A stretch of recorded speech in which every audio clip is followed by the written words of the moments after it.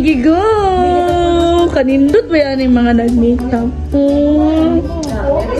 Ay! Huwag ka mo dali niya magbibig. Pwede lang. I-close up pa dyan. I-close up. Close up. Just ako yung perfect. Nagsabi si Mrs.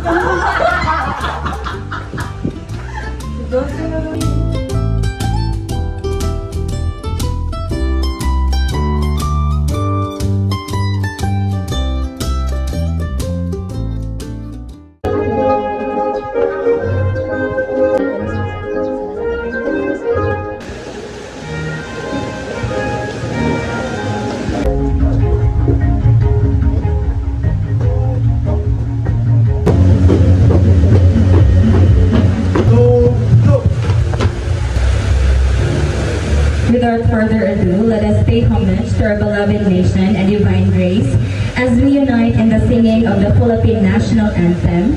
Led by your school head, Dr. Arceli Huayo. There are 45 candidates for graduation. Support nga dihatag sa diha sila bata. So, I know, ito sila ang feelings ng mga parents. Nandun sa the feelings. Kalipay. Mas kalipay.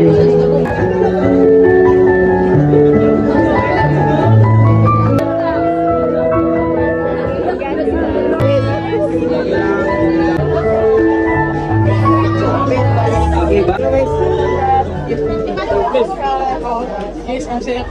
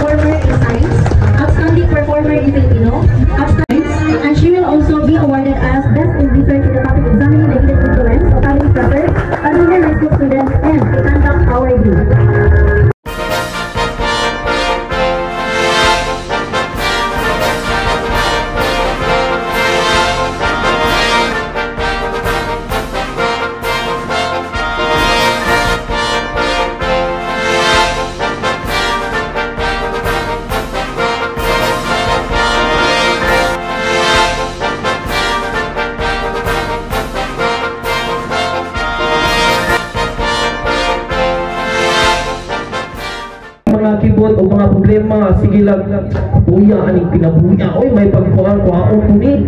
Overwhelmed with a mix of emotions. The day has come that is a great manifestation of the hard work, sweat, and tears we've invested in the educational journey. I wouldn't be here without you. Thank you so much for the love and sacrifice. And to our dear teachers, daghang salamat sa support, pagsabot, o pagkalikamot diri kanamo. Our MIL teacher, Miss Jasmine Bacosmo. And to my co-graduates, happy kayo ko kinagagamit. I'm very proud kay pabilin mo lingkod despite sa tanang problema nga. Ato ba, bisag gagaming na sa tanang subject, sinigang mo magkatawag ko lang may problema. I'm very proud of you guys. I will miss you all.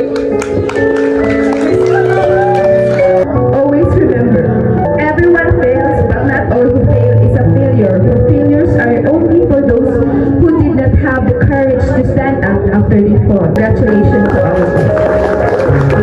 The graduates of class 2023-2024 of Ulog National High School do solemnly swear to uphold and maintain the Pascal